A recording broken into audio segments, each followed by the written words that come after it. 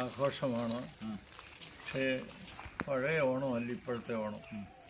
പണ്ട് ഈ പ്രകൃതിയോടും ജീവജാലങ്ങളോടും ഒക്കെ ബന്ധപ്പെട്ട ഒരു ഓണമായിരുന്നതാണ് എൻ്റെ ഓർമ്മ. പശുക്കൾക്ക് പോലും ഓണം കൊടുക്കുന്ന രീതി ഉണ്ടായിരുന്നു. നല്ല ഉപ്പുവാങ്ങ ഒക്കെ കൊടുത്ത് പശുക്കൾക്ക് നല്ല രുചികരമായി. പിന്നെ ഓണത്തിൻ്റെ ആഘോഷങ്ങൾ അത് നമ്മുടെ ജീവിതത്തെ ഒത്തിരി പ്രകൃതിയോട് ബന്ധപ്പെടുത്തുന്നതായിരുന്നു. പൂക്കൾ ശേഖരിക്കുന്നത്, എന്തെല്ലാം പൂക്കൾ നമ്മുടെ സമീപത്തും നമ്മുടെ വഴിയോരങ്ങളിലും ഉണ്ടായിരുന്നു, അതെല്ലാം ഇപ്പം ഇല്ലായ്മയായിപ്പോയി. അപ്പം അതുമായിട്ടുള്ളൊരു ബന്ധം ആദ്യം മുതലേ ഉണ്ടായിരുന്നു. ഇപ്പോൾ പരിഷ്കാരത്തിൻ്റെ അതിപ്രസരത്തിൽ ഇതൊക്കെ അങ്ങ് മാഞ്ഞു പോയി എന്നുള്ള സ്നേഹവും പോയി. മനുഷ്യരോട് തന്നെയുള്ള സ്നേഹമല്ല, പ്രകൃതിയെ മുഴുവനും നമ്മൾ സ്നേഹിച്ചെങ്കിൽ മാത്രമേ നമ്മുടെ നിലനിൽപ്പുള്ളൂ. അതൊരു വലിയ സത്യമാണ്.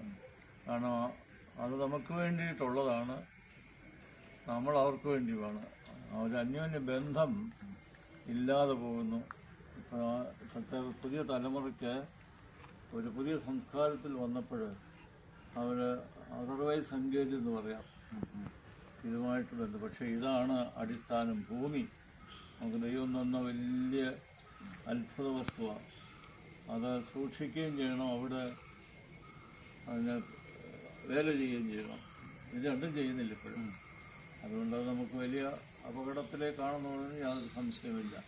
ഈ പൊന്നും ചിങ്ങം മാസം പിറക്കുമ്പോഴാണ് നമ്മൾ ഈ സ്നേഹം സമൂഹത്തോടും ജീവജാലങ്ങളോടും എല്ലാം ബന്ധം പുലർത്തിയാൽ അത് ആരോഗ്യപരമായ ഒരു വലിയ കാര്യമാണെന്ന് മാത്രമാണ് എനിക്ക്. എല്ലാവർക്കും നല്ല ഓണാശംസകൾ നേരുന്നു.